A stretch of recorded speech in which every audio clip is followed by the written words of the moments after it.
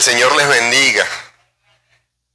Vamos a pasar en este momento a la enseñanza, por lo cual les pido que oremos cada uno allí en su lugar para que sea hoy el Señor a través de su palabra hablando a nuestros corazones, que sea Dios alimentándonos, edificándonos y dándonos ese entendimiento que necesitamos. Padre, en el nombre de Jesús hoy nos acercamos a ti, te pedimos que sea hoy tu Espíritu Santo derramándose en este lugar a través de la predicación de tu palabra.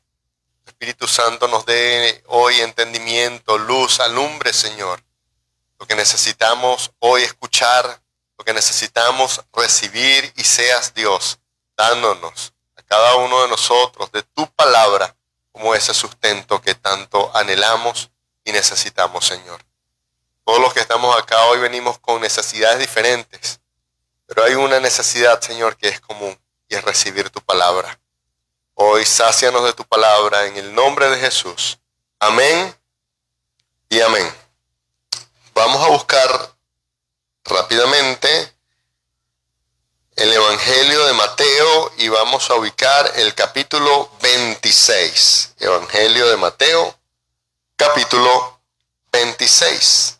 Vamos a leer desde el versículo 36. Dice así: Entonces llegó Jesús con ellos a un lugar que se llama Getsemaní y dijo a sus discípulos: Sentaos aquí entre tanto que voy allí y oro. Y tomando a Pedro y a los dos hijos de Zebedeo, comenzó a entristecerse y a angustiarse en gran manera. Entonces Jesús les dijo: Mi alma está muy triste hasta la muerte. Quedaos aquí y velad conmigo.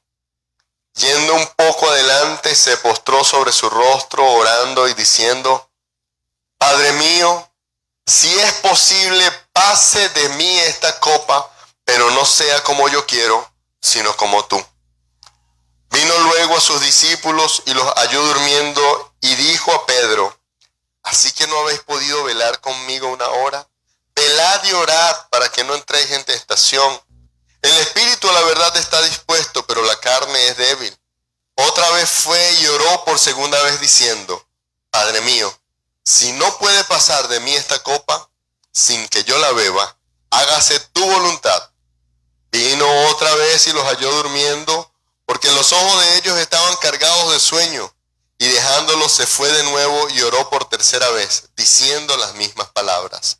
Entonces vino a sus discípulos y les dijo: Dormid ya, descansad. He aquí ha llegado la hora, y el Hijo del Hombre es entregado en manos de pecadores. Levantaos, vamos, ved, se acerca quien me entrega.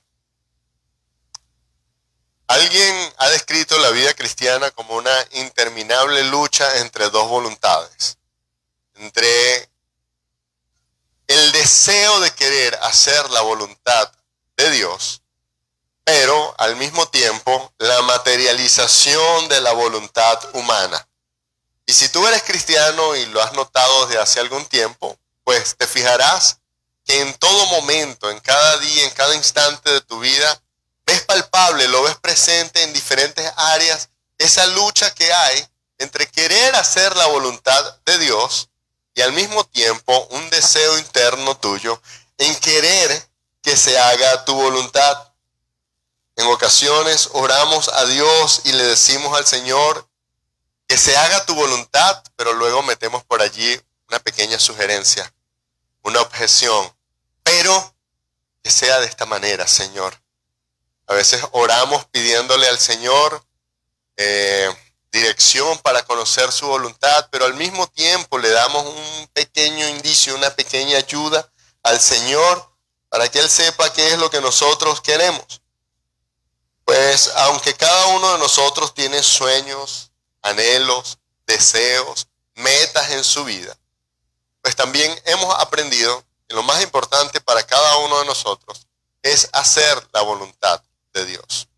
Y aunque se ha vendido que la voluntad de Dios es algo gravoso, es algo penoso, imposible de llevar, lo cierto es que la misma palabra nos enseña, como dice Romanos capítulo 12, que la voluntad de Dios es buena, es agradable y es perfecta en todos los sentidos. Acá en este pasaje vamos a encontrar, y es mi oración en esta mañana, que encontremos nosotros dirección y fortaleza para esos momentos de la vida en donde tenemos que tomar decisiones, en el que tenemos que buscar alguna dirección y nuestra alma y nuestras emociones apuntan a un sitio, pero sabemos que el Señor nos dirige a hacer su voluntad y entramos en esa lucha. Que el Señor nos ayude y a través de su palabra hoy tengamos esta herramienta que yo sé que va a bendecir tu vida. Fíjense que en primer lugar vemos al Señor Jesús orando de una forma como no había orado en ninguna otra parte de los evangelios. El Señor, en cierto momento, los discípulos tuvieron temor en medio de una tempestad en la barca y Él se paró y parece que molesto regañó a los vientos y le dijo, enmudezcan. Y ellos se calmaron. Y hizo una bonanza y salió el sol. En otro momento, su amigo Lázaro había muerto y Él le dijo, Lázaro, sal fuera. Y aunque el hombre tenía allí ya 3 días muerto, salió quitándose su vendaje. Y en muchas otras ocasiones el Señor Jesús oró. Incluso en el mismo evangelio que acabamos de leer en el capítulo 6, Él enseña a orar a sus discípulos. Y una parte importante de esa oración es que se haga o que se pida porque se haga la voluntad de Dios como se hace en el cielo, aquí también se haga en la tierra. ¿Sabe usted eso? En el cielo la voluntad de Dios se hace sin chistar. Pero en la tierra también. Y acá lo que está enseñando el Señor Jesús es un ejemplo de dependencia. No solamente enseñó teoría, sino que en este momento Él está siendo ejemplo de dependencia a la voluntad de Dios. Fíjense que acá, angustiado en gran manera, como lo dice Mateo en su evangelio, dice que comenzó a entristecerse y a angustiarse. En ninguna otra parte de los evangelios se dice que comenzó a entristecerse y a angustiarse de esta manera. Tanto así que relata también tanto Marcos como Mateo y también Lucas que comenzaron a caer de su frente como gotas de sudor mezcladas con sangre. Era tal la angustia que posiblemente sus vasos sanguíneos se habían roto alrededor de la frente, porque era una angustia incomparable la que estaba viviendo en ese momento. Muchas personas piensan que Jesús estaba angustiado porque iba a morir. Y aunque la muerte que le esperaba era espantosa, era una tortura diseñada para horrorizar a cualquiera que presenciara. Lo cierto, mi querido hermano, es que no es así del todo. Pues a lo largo de la historia hemos escuchado el testimonio de muchos mártires cristianos que han muerto. Y han muerto incluso torturados. Muchos de los discípulos de Jesús murieron martirizados. ¿Ha leído usted en Hechos cómo fue martirizado Esteban? Y ellos, con un gozo indescriptible, pues aceptaron la muerte que les tocaba a ellos padecer. En 2000 años han muerto miles de mártires cristianos y ellos han enfrentado este capítulo con entereza. Y cualquiera pudiera preguntarse por qué los discípulos pudieron soportarlo y el Señor Jesús estaba tan angustiado. Pues Él no estaba angustiado por la muerte que le tocaba enfrentar, por la ejecución que era inminente y que Él ya había predicho que Él iba a pasar. Lo cierto es que Él estaba angustiado y entristecido en gran manera, era por la copa que le tocaba tomar. Fíjense que su oración, o la primera oración que hace, Él utiliza estas palabras. Dice, Padre mío, si es posible, pase de mí esta copa, pero no sea como yo quiero, sino como tú. En su oración Jesús le dice, Padre mío, si es posible, si hay la posibilidad de que yo pase esta copa, pero que no sea como yo quiero, sino como tú quieres. Es decir, alberga en algún sentido la posibilidad de que la copa que le tocaba beber pasara. ¿Y cuál era esa copa? Pues en el Antiguo Testamento la copa tiene un significado, y profetas del Antiguo Testamento y en libros del Antiguo Testamento podemos ver que el significado de la copa era el juicio entero de Dios. Todos los pecados que Dios había pasado por alto, todas las ofensas hacia Dios, todas las blasfemias, todo el pecado estaba siendo acumulado por Dios en una copa. Esa es la copa del juicio de Dios. Dice, por ejemplo, el Salmo 75, dice que bebiste de la mano de Jehová el cáliz de su furor, porque los cálices de angustia bebiste hasta los pozos. También el profeta Isaías habla acerca de esa copa de la ira de Dios, que es el juicio concentrado, es algo que ningún ser humano jamás ha experimentado ni experimentará tampoco, porque es la infinita ira de Dios concentrada en una copa. El pecado por todo, el juicio por todo el pecado de la humanidad allí en una sola copa servida. A esa copa es a la que Jesús estaba pidiendo que si existía la posibilidad pasara de él, pero que no fuera de acuerdo a la voluntad de Jesús, sino a la voluntad del Padre. El Señor Jesús, sabiendo que ya el tiempo estaba completamente cumplido, va con sus discípulos, pero para entender y sacar un poco más de riqueza, nosotros deberíamos leer el capítulo completo y darnos cuenta que el Señor Jesús acababa de celebrar la Pascua con sus discípulos. De hecho, dice el Evangelio de Marcos, relatando el mismo hecho, que acababan de cantar un himno, que era lo último que hacían al momento de celebrar la cena, y ya se dirigieron a este lugar en Getsemaní. No sabemos qué himno era el que ellos cantaron, pero allí cantaron un himno. Y muy probablemente, dicen algunos estudiosos, que se acostumbraba era a cantar o a entonar el Salmo 118. Miren cómo termina el Salmo 118. Dice, alabad a Jehová porque Él es bueno y para siempre es su misericordia. Así cerraba el himno con que ellos cerraron esa celebración especial de esa Pascua que Él tuvo con sus discípulos. En muchas ocasiones hemos leído, hemos enseñado y hemos visto lo que ocurrió allí en ese aposento durante lo que conocemos como la última cena, pero instantes después una angustia empieza a apoderarse del pensamiento y de las emociones de Jesús. Va aparte con sus discípulos a un lugar llamado Getsemaní, que significa prensa de aceite o prensa de olivo. Era donde llevaban posiblemente el olivo para ser prensado y que de allí destilara el aceite de olivos. Pues un lugar muy idóneo para describir la presión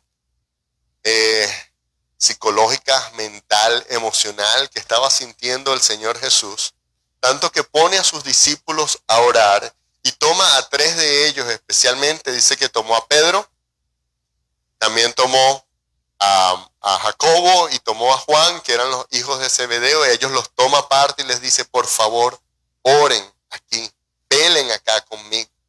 Y él se aparta unos cuantos metros y pone su rostro en la tierra y comienza a orar, y allí es donde dice, Padre, si no puede pasar esta copa de mí sin que yo la beba, que se haga tu voluntad. Fíjense que el Señor Jesús en ese momento está haciendo una petición, y allí encontramos que hay 2 voluntades. Él está diciendo que no se haga mi voluntad, una voluntad, sino que se haga la voluntad de ¿quién? Del Padre. Hay dos voluntades. La voluntad de Él y la voluntad del Padre. Su oración es que no se haga lo que yo quiero, sino que sea tu voluntad. En Mateo 6, tal vez la enseñanza fue fácil, enseñarles a orar a los discípulos pidiendo que se haga la oración de esa forma, que se haga tu voluntad, así como en los cielos, también en la tierra. Era fácil enseñarles allí en el monte, en el sermón del monte. Pero en ese momento les estaba enseñando a sus discípulos que en el momento de la verdadera aflicción, en el momento del quebrantamiento, estaba aplicando la teoría en la práctica. Si no puedes pasar esta copa de mí, que no se haga mi voluntad, que no sea como yo quiero, sino como tú, el Padre, lo has determinado desde la eternidad. Que así sea, que se haga tu voluntad. Un sometimiento completo. Y repito, no solamente se estaba sometiendo a entregarse a los verdugos que estaban a punto de torturarlo y posteriormente asesinarlo, sino estaba dispuesto a él llevar el pecado completo de la humanidad, a beberse hasta la última gota de la copa del juicio de Dios, a pagar el pecado. Y acá yo quiero hacer una aclaración importante, porque aunque es teológico esto que voy a hablar, es necesario que nosotros tengamos una comprensión, porque a veces hablamos de cosas que no sabemos. Miren, el Señor Jesús llevó en la cruz todos nuestros pecados. Pero de ninguna manera podemos decir que el Señor Jesús cometió pecado, porque la Biblia dice que Él no cometió pecado, y ahí es ahí donde entra la ironía. Al que no conoció pecado, Dios el Padre le hizo pecado, pero eso no significa que Él cometió, sino que Él aceptó una imputación legal de un pecado que no le pertenecía, pero pagó el precio por ese pecado. Y aunque es teológico, esto debería producir un enorme gozo, porque nos libró a nosotros, a quienes hemos puesto nuestra fe en Él como el Hijo de Dios, nos libró a nosotros de ser que tuviéramos que pagar ese precio. Éramos condenados a muerte, esperando simplemente nuestra ejecución, pero Él, que no cometió pecado, pagó. Y acá entra la enseñanza o la doctrina de la doble imputación, de la cual hemos enseñado antes.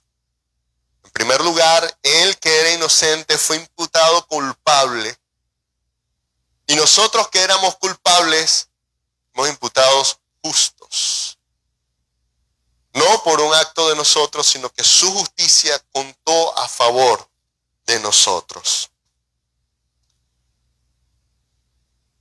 Y acá muchos pueden entender al leer el pasaje completo que en la cruz el Señor selló esa victoria para nosotros. Pero lo cierto es que esa victoria comenzó en Getsemaní, cuando Él le dijo: no se haga mi voluntad. La caída del hombre comenzó en el Edén, cuando el hombre quiso hacer su voluntad por encima de la voluntad de Dios. Adán le dijo a Dios: no se haga tu voluntad, que se haga la mía. Pero Cristo le dijo: no, que no se haga mi voluntad, sino la tuya. Allí comenzó a gestarse esa victoria que se consumó con las últimas palabras de Cristo en la cruz al decir: consumado es. Pero todo comenzó en Getsemaní. Ahora fíjense algo. Esta oración y todo lo que esto significa no solamente es una prueba de obediencia, sino habla de ese sometimiento y de la diferencia o del contraste de lo que es verdaderamente someterse a la voluntad de Dios. Nosotros en muchas ocasiones le decimos a Dios promesas, oraciones, incluso hacemos compromisos basados en nuestras emociones. Y finalmente, cuando nos toca a nosotros asumir eso que hemos dicho, comienza como a pesarnos. Cónchale, ¿para qué me comprometí yo a esto? Y y en un momento de emocionalismo, ¿qué cosa no le hemos dicho al Señor? Pues hermanos, el contraste está aquí bien marcado porque unos minutos antes, los discípulos, al saber que el Señor Jesús iba a ser entregado, ¿sabe lo que le dijeron al Señor? Le dijeron, Señor, aunque me sea necesario, esto decía el versículo 35, el 36 fue donde empezamos a leer hoy, pero el versículo 35 dice, Pedro le dijo, aunque me sea necesario morir contigo, no te negaré. Y nada más nos acordamos de Pedro, pero allí dice que fueron todos, porque dice, y todos los discípulos dijeron lo mismo, o sea, los demás dijeron, yo también. Unos minutos antes, ellos dijeron, cargados de emocionalismo, claro, acababan de salir del servicio de la cena del Señor, la cena suprema. El Señor hizo un pacto con ellos, ellos venían de haber sido servidos por el Señor. Acababan de cantar el himno que decía que el Señor es bueno y su misericordia es para siempre. Venían emocionalmente cargados y con esa emoción le dijeron, Señor, aunque me maten, yo no te negaré. Yo me imagino al Señor Jesús diciendo, en serio, Pedro, antes que cante el gallo 3 veces, antes que cante el gallo, tú me habrás negado 3 veces. No menos de 3 veces me habrás negado. Señor, eso es imposible. Y Marcos, porque esto es Mateo, Marcos recoge las mismas palabras. Fíjense cómo recoge Marcos. Marcos capítulo 14, versículo 31. Mas él, después que Jesús anuncia que lo va a negar 3 veces, mas él con mayor insistencia decía, si me fuera necesario morir contigo, no te negaré. Y también los otros decían los mismos. Hermanos, un obstáculo enorme para hacer la voluntad de Dios, ¿sabes cuál es? Nuestras emociones. Nuestras emociones nos van a engañar y nos van a hacer creer que nosotros podemos. Y por eso es que el Señor Jesús manda a sus discípulos ¿a qué? A pelear, a que se levantaran allí y evitaran. No, les dijo, peleen y oren. Y les dice, ¿por qué? Porque el espíritu está dispuesto, pero la carne es débil. Este es otro pasaje que malinterpretamos, creemos que es que el cuerpo es débil. No, lo que está queriendo decir es que cuando oramos somos fuertes, pero en nuestras fuerzas no podremos, somos débiles. De eso es lo que el Señor Jesús le está diciendo. Para hacer la voluntad de Dios no puedo confiar en mis emociones, no puedo confiar en mis fuerzas, necesito depender de Él en oración. Y esto, aunque responde a la primera interrogante, nos abre unas nuevas incógnitas. Muchos pudieran pensar, entonces, si la voluntad de Dios se va a hacer, quiera yo o no quiera, ¿para qué tengo que orar? Es el razonamiento lógico al que puede llegar alguna persona que superficialmente se acerca a este tipo de pasaje. ¿Por qué tengo que orar si el Señor, independientemente de lo que yo pida o haga, Él va a hacer como Él quiera? Pues lo cierto es que esto se responde de varias formas. En primer lugar, el Señor no solamente con su voluntad determina las cosas que pasen, determina la forma como esas cosas van a pasar. Y una de ellas es que Él ha determinado que sea la oración el instrumento que utiliza, en primer lugar, para transformar no la situación, sino nuestro corazón. Nuestras emociones en muchos momentos no están bien informadas de la voluntad de Dios y quieren una cosa. Por eso nosotros debemos orar, no para que la situación o la voluntad de Dios sea cambiada, sino para que nuestra voluntad se someta a la voluntad de Dios. ¿Ve la diferencia? No oramos para cambiar la voluntad de Dios. No, Señor, yo no quiero que tú cambies tu voluntad. Tu voluntad es buena, es agradable y es perfecta. Y tu voluntad al cumplirse promete un eterno peso de gloria. Yo no quiero que tú cambies tu voluntad. A través de la oración, es mi voluntad humana la que no se sujeta, la que va a terminar de someterse a la voluntad de Dios. De eso se trata. No oramos para cambiar la voluntad de Dios, oramos para que nuestra voluntad se alinee a la voluntad de Dios, y eso es muy diferente. ¿Ok? No oramos o no manipulamos a Dios con nuestras oraciones. No podemos, de hecho, hacerlo. Si usted quiere lo intenta, pero es un ejercicio vano. El Señor ha determinado cuál es su voluntad. Y así usted le haga un ayuno de 40 días, si usted quiere, el Señor ha determinado cuál es su voluntad. No podemos ser como revolucionarios que quieren, a través de una protesta, quemarle caucho a Dios para que Dios cambie algo. No, Él es Dios. ¿Y el soberano quién es? Él. Entonces, en eso debemos nosotros tener claridad. Nuestras emociones en ocasiones nos juegan una mala pasada, y aunque las emociones no son pecaminosas, no es algo malo en sí mismo, el Señor nos las dio.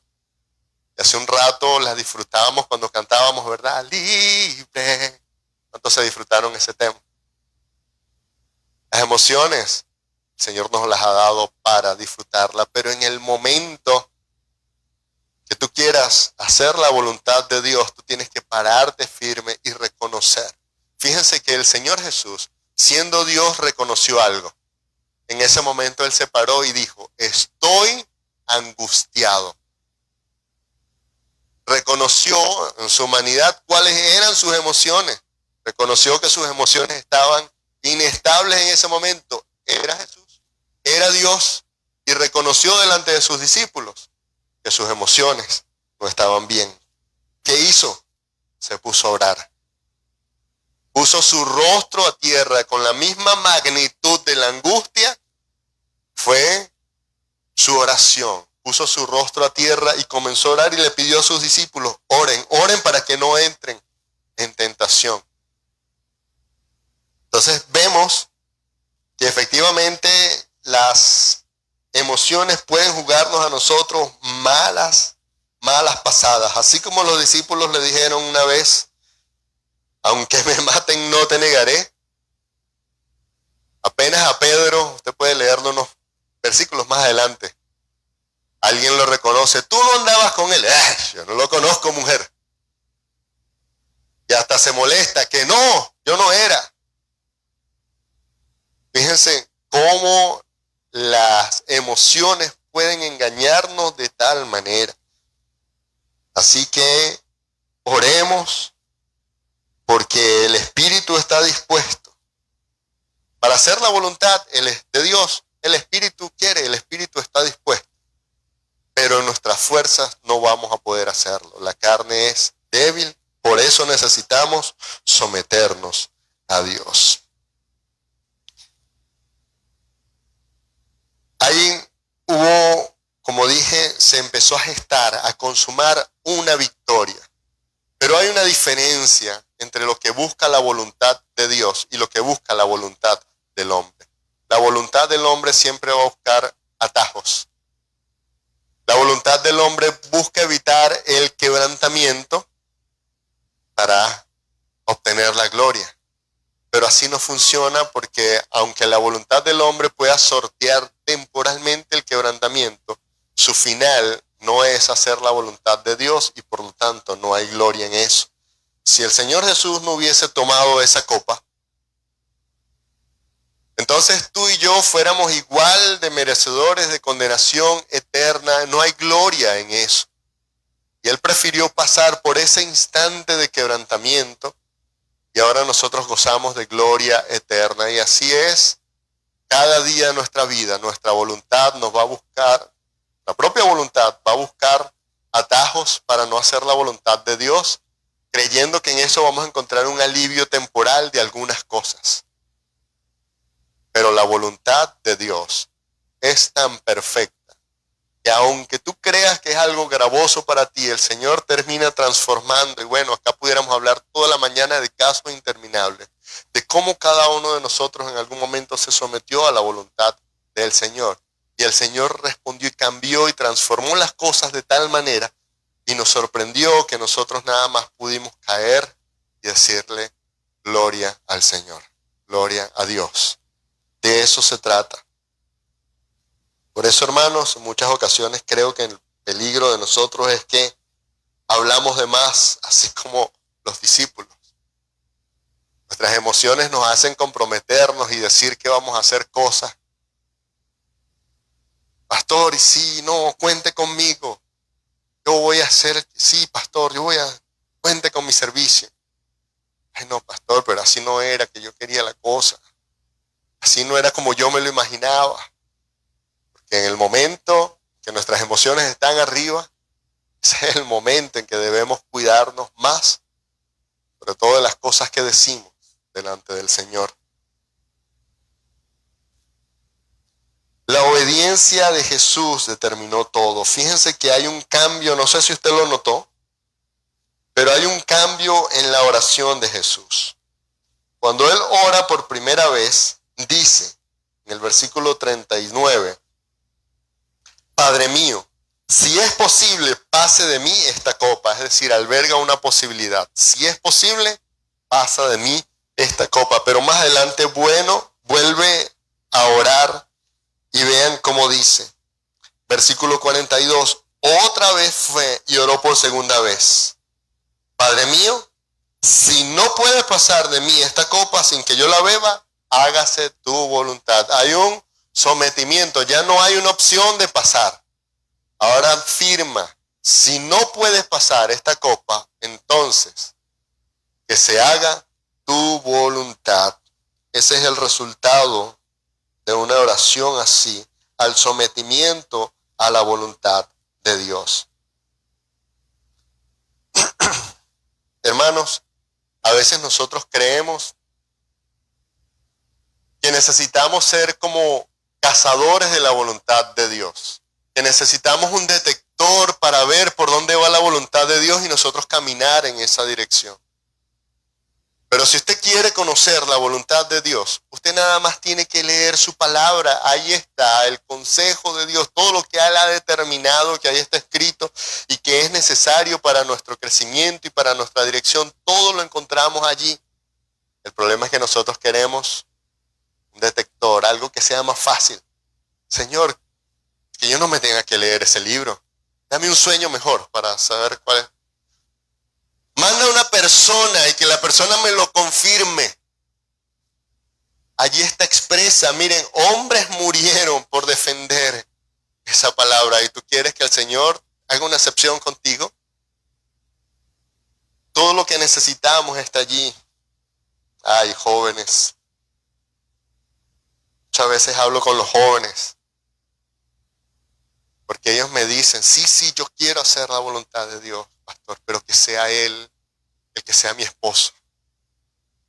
Que sea ella, es porque ella es la que me gusta. Pero sí, yo quiero hacer la voluntad de Dios, pero que sea ella, que no sea otra.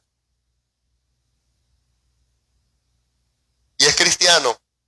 No, pero yo lo voy a convertir. Ya le dije que dice la palabra es clara, la palabra dice, no te hurras en yugo desigual con los incrédulos, porque no hay una comunión posible en ese caso.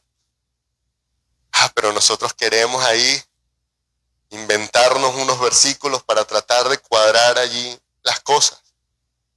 Y hablo así porque en nuestra juventud nosotros seguramente pasamos, o al menos conocimos a alguien, no nos vamos a engañar en esta mañana acá.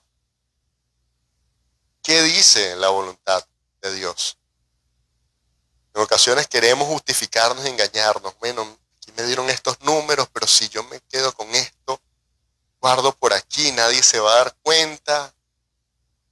Y es una bendición de Dios y Dios me está proveyendo, pero no están muy claras esas cuentas, no es muy legal eso que estás haciendo. Y tú vas a decir, Señor, confírmame cuál es tu voluntad. No, allí está escrita. El Señor ha revelado cuál es su voluntad. No necesitamos un detector. Ahí está escrita su voluntad. Es clara. Y, ojo, no es difícil de entender. Puede que sea difícil de aceptar, por nuestra propia condición de nuestras emociones, pero la voluntad de Dios no es difícil de entender. Hermanos, el Señor Jesús en su momento de mayor quebrantamiento nos enseñó una sola cosa: dependencia a Dios. Dependencia a Dios. El Hijo de Dios se sujetó a Dios el Padre en todo, y en esa oración pues empezó a gestar la consumación de la salvación de todos nosotros. En el momento del quebrantamiento, en el momento de la aflicción, en el momento de la dificultad, ¿tú a quién buscas? ¿A quién apelas? ¿A quién recurres? ¿Al prestamista? ¿A buscar a ver a quién te resuelve? ¿O quién te ayuda? ¿Quién te busca? ¿Quién te trae? ¿O tú dependes del Señor? Dependencia a Dios. El Señor quiere que nosotros aprendamos a depositar toda nuestra confianza en Él. Si de verdad somos hijos de Dios y hemos nacido de nuevo, toda nuestra confianza debe estar puesta en Él. Que no nos juegue una mala pasada nuestras emociones, creyendo que somos fuertes o que estamos fortalecidos, y nos halle que en realidad no solamente somos débiles, sino somos impotentes. Esa es la palabra. No podemos, en nuestras fuerzas, no podemos. Humanamente hablando, no podemos. Pero ¿saben qué? Esa es una buena noticia. Que dice el libro 2 Corintios, que su poder se perfecciona en mi debilidad. Entonces, cuando yo soy débil, Él es fuerte. Lo que es imposible para el hombre, es posible para Dios. Cuando no tengo ninguna fuerza, Él multiplica mis fuerzas. De eso se trata, mi querido hermano, aprender a depender de Dios. No busques hacer tu voluntad, no busques caminos fáciles. Miren, para el cielo hay un solo camino, no hay atajos. El camino es angosto, dice la palabra. Por lo menos la entrada es angosta. Hay un solo camino y no hay atajos. Y así es la vida cristiana. El día que aprendas esto y empieces a aplicarlo, habrás avanzado un escalón gigante en ese camino hacia la madurez. Entenderás que en las pruebas no se trata de tratar de salvarte tú, sino de someterte a Dios. Repito, es un escalón gigante en el camino hacia la madurez. Muchos prefieren quedarse en los primeros escalones, tropezándose una y otra vez con la misma piedra. Pero si tú quieres avanzar hacia la madurez en tu vida cristiana, aprende esto. Sométete siempre a la voluntad de Dios. Sométete siempre a la voluntad de Dios. Hace unos meses, un sobrino me dio una bofetada con esto. Yo íbamos por algo y decidí no llevarme el carro, sino irme caminando, y empieza a llover. Y yo con una expresión como de rabia digo, cónchale, ahora empieza a llover. Más adelante él se pone teológico y me dice, tío, ¿y no dice la Biblia que no llueve sin que sea la voluntad de Dios? ¿Tú te estás quejando de la voluntad de Dios? Como solamente un niño puede hacerlo, me enseñó esa gran lección. Y es verdad, hermano, es la voluntad de Dios. En ocasiones parece que fuera gravosa. En ocasiones parece que fuera dolorosa, pero créanme, es lo mejor. No hay ninguna otra forma. El Señor no solamente es bueno, no solamente es sabio, no solamente es todopoderoso, sino que Él es santo y perfecto. Su voluntad es así. Pongámonos de pie, hermano. Vamos a orar en esta mañana. Si por algún motivo tú estás pasando por alguna situación, tú crees que hoy el Señor ha hablado a tu vida, pues hoy solamente ríndete ante su voluntad. Reconoce que su voluntad es lo mejor para tu vida. Si su voluntad te ha traído hasta este lugar el día de hoy, créeme, estás en el lugar que Dios quiere que tú estés. Siempre lo digo, suena ya como repetitivo, decir, el Señor te ha traído a este lugar, o no estás aquí por casualidad. Pero hermano, es la verdad y tengo que decirlo, el Señor obra de esta manera, el Señor te trajo para decirte que hoy debes reposar en su voluntad, que hoy debes hacer así como dice Isaías, capítulo 40. Los que confían en Jehová tendrán nuevas fuerzas. Hoy confía en Él. Ríndete en su soberanía, en su voluntad, en su bondad, en su amor, en su fidelidad. Y ya deja de luchar con tus fuerzas, tratando de cambiar algo que no puedes cambiar. Descansa, el Señor tiene el control y el Señor es bueno. El Señor no es un sádico que se deleita en el sufrimiento. No, créanme. El Señor es bueno. Si en algún momento el Señor permite quebrantamiento en nuestra vida, es porque necesitamos aprender algo que de ninguna otra manera pudiéramos aprenderlo.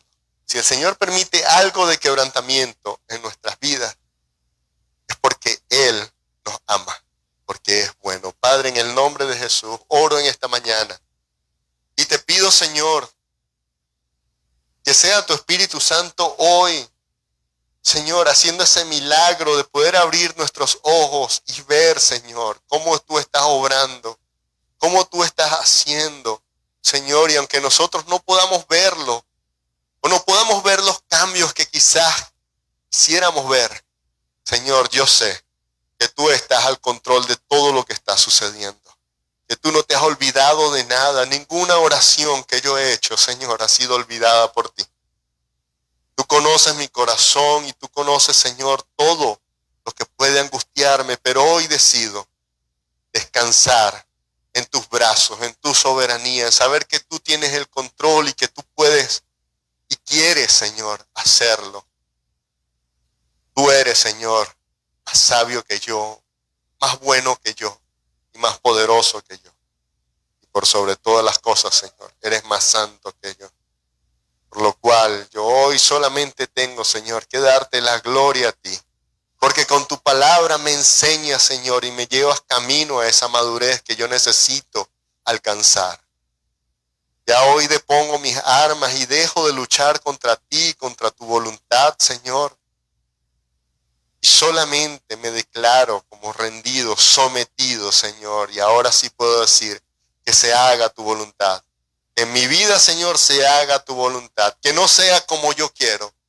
Y en muchas ocasiones, Señor, cuando venga a ti en oración y derrame mi corazón y te diga lo que quiero y lo que yo creo que necesito, Señor, yo quiero que tú me recuerdes, Padre, siempre, que yo me he sometido a tu voluntad, que soy un esclavo de tu voluntad, Señor, y que en todo momento podré ver la gloria de Dios, porque tu voluntad es buena, es agradable y es perfecta, Señor. En esta mañana te doy toda la gloria a ti. Te pido, Señor, que tú sigas transformando mi corazón, que esto que hoy he recibido, que esta enseñanza, siga, Señor, en mi mente y yo pueda verlo en cada situación, en cada circunstancia, Señor, cuando piense que no hay salida, yo pueda entender, Padre, de qué se trata, de someter mi voluntad a tu voluntad. Gracias, Señor, gracias, Jesús, te doy esta mañana y toda la gloria, Padre, toda la honra es para ti, en el nombre de Jesús. Amén y amén.